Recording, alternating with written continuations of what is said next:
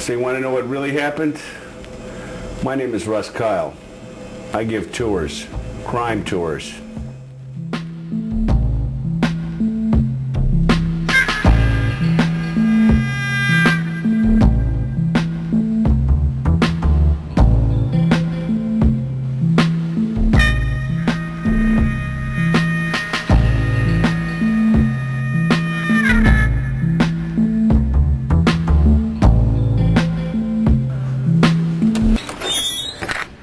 (1974). Tricky Dick Nixon's days in the White House are numbered.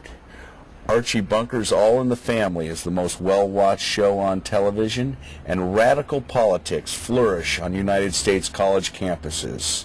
Yeah, 1974. Civil disobedience back then didn't mean downloading an M&M tape. It meant either burning your draft card, bombing a cop car, or joining the Weather Underground. The most violent and infamous cadre of violent revolutionaries lived here in San Francisco. The letter S, the Symbionese Liberation Army.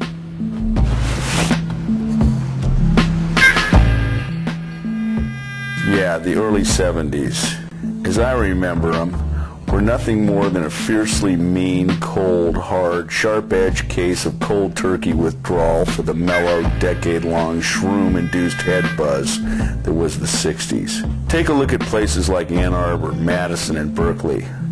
Sound like institutions of higher learning, don't they? Well, ideologically, they had more in common with institutions like Soledad and San Quentin than they did with Oxford and Cambridge.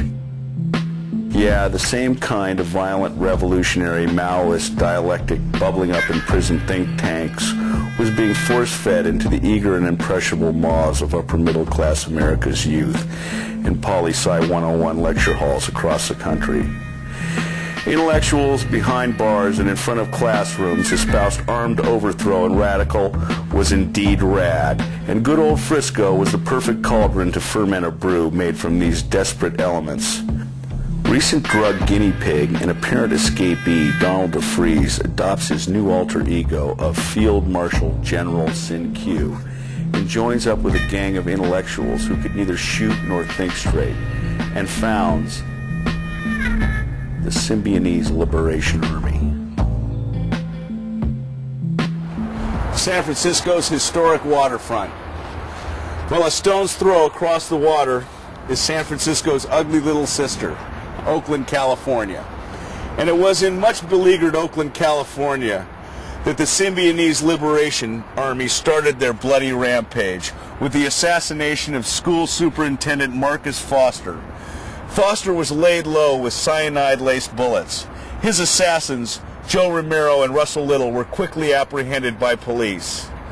Their capture and the subsequent barter for their freedom set off a more monstrous crime in politically correct and bucolic Berkeley: the abduction of newspaper heiress Patricia Campbell Hearst.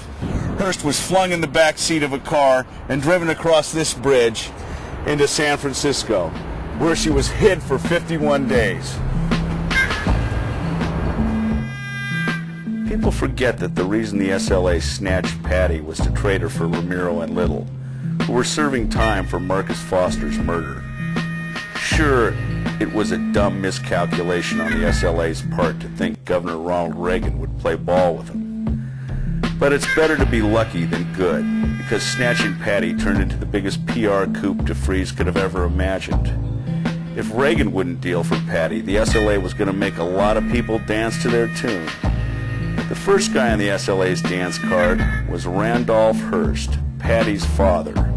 The SLA demanded that he personally buy and distribute millions of dollars worth of food into poor Bay Area neighborhoods. This turned into a fiasco of biblical proportions, and free food was casually hijacked by thugs who resold the booty to their poor brethren. Having Patty the captive was already paying dividends, but Sin Q was in for an added bonus. Symbionese Liberation Army? SLA? Not there. Well, they were there in 1974, here at 1827 Golden Gate, when the Symbionese Liberation Army kidnapped publishing heiress Patty Hearst and kept her upstairs on the 3rd floor and indoctrinated her with their revolutionary Maoist ideologies. In a broom closet in the back on the 3rd floor, Patty Hearst was kept in sensory deprivation and subjected to all kinds of abuse and torture.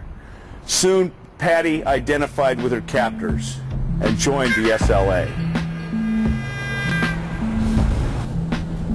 They call it the Stockholm Syndrome, after some bank robbers who took a bunch of Swede hostages during a botched holdup. Well, the hostages all fell in love with their dashing captors, and they all lived happily ever after. Leave it to a bunch of socialistic Swedes to let the inmates run the asylum. Well, Patty apparently has some Swede in her, because she too became one with her captors. Feel like running a video tonight? How about a good action picture? Maybe a comedy? Well, let me tell you of a drama that unfolded here in 1974, when this wasn't a DVD rental store. It was a bank, the Hibernia Bank, which was robbed by the Symbionese Liberation Army at gunpoint and relieved of $10,000 to finance Sin Q's revolutionary war against the United States. 2 patrons didn't obey orders quickly enough. One was shot in the ass, and a security guard was relieved of his weapon. All that was heard was, "Get on the floor, motherfucker," and up at the surveillance camera caught one Patricia Campbell Hearst toting a carbine, now named Tanya. Well, this wasn't the last bank robbery of the Symbionese Liberation Army. They would also rob a bank in Carmichael, California, with not so successful results. After the Hibernia heist, the gang moved south, but they were only in LA a short time before Patty was forced to prove her allegiance by firing her weapon in anger. During a shoplifting spree at Mel's Sporting Goods store, Bill and Emily Harris were busted by a junior G-man shopkeeper. Patty fired several rounds above the shopkeeper's head and bellowed, "Let him go, motherfucker, or you're all dead." Patty's threat proved to be prophetic, not for the shopkeeper, but for 6 of her comrades who perished the next day in a 2-hour gun battle with LAPD. Patty watched the conflagration and slaughter from an Orange County motel room. America watched their TVs. Patty and the Harrises felt the need for speed, and where did they run? Where else? Baghdad by the Bay. But the heat was heavy in Frisco, with the FBI, the CIA, and the press hot on the SLA's trail. The gang next moved their operation up to Cowtown, Sacramento for some bank robbing fun for Chairman Mao. They chose a Crocker Bank in bourgeoisie Carmichael to redistribute fascist funds. Patty was assigned a driver's gig in the heist to prove her loyalty. The holdup was botched from the get-go, and firearms neophyte Emily Harris accidentally pulled the triggers of a double-barreled scattergun and murdered church secretary Myrna Opsahl. They did harvest 15 grand of the fascist war chest and made a clean getaway, but things were beginning to unravel for the SLA. It's a beautiful night for a jog, isn't it? Well, it was a beautiful day for a jog in 1975. When Bill and Emily Harris, dressed as joggers, were apprehended by FBI agents at this park. Agents received an added bonus when tipsters led them to a house adjacent to this park that contained fugitives Wendy Shimura and Patricia Campbell Hearst, alias Tanya. Patty Hearst was so surprised by the agents arresting her that she peed in her pants, thus ending the turbulent and violent saga of the Symbionese Liberation Army.